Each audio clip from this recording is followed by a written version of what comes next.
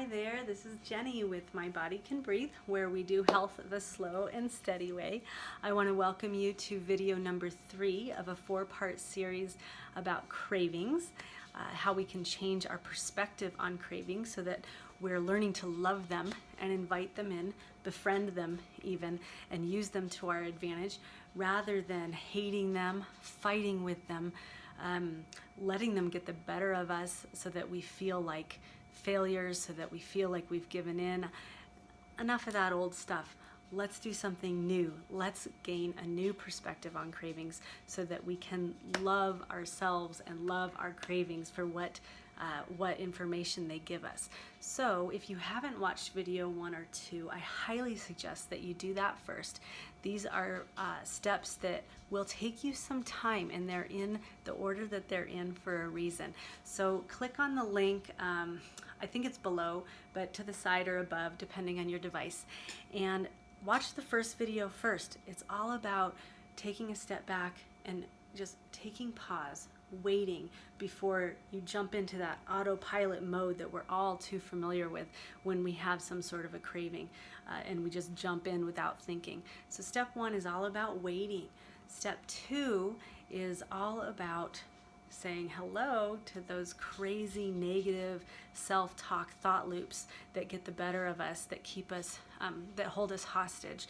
Saying hello to them, giving them a voice, and then waving them goodbye and clearing your mind so that you are able to actually start minding your mind and repopulating your mind with thoughts that will benefit you.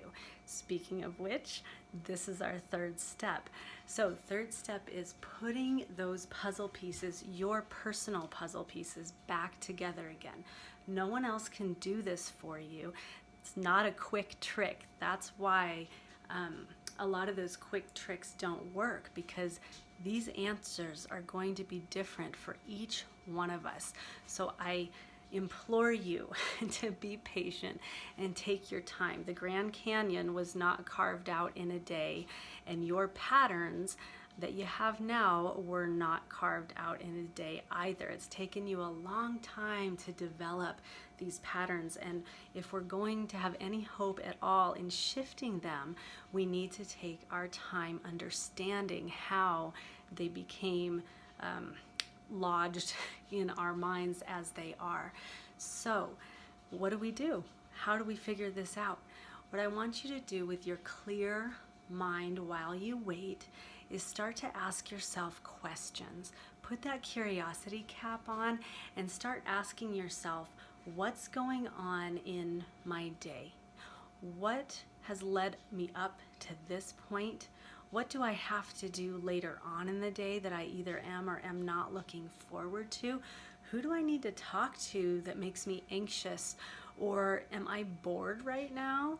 Or am I grieving? Or what am I? You have to do the work and figure yourself out. You are made up of so many nooks and crannies, and you're different than everybody else, and you are worth it. You are worth the time that this is going to take. What we're doing is we're shifting our focus from that craving to basically figuring out why it's there in the first place. So no judgments, no, don't criticize yourself, no shaming at all. This is all just an experiment, okay? And it's going to take a while. So again, I can't emphasize this enough.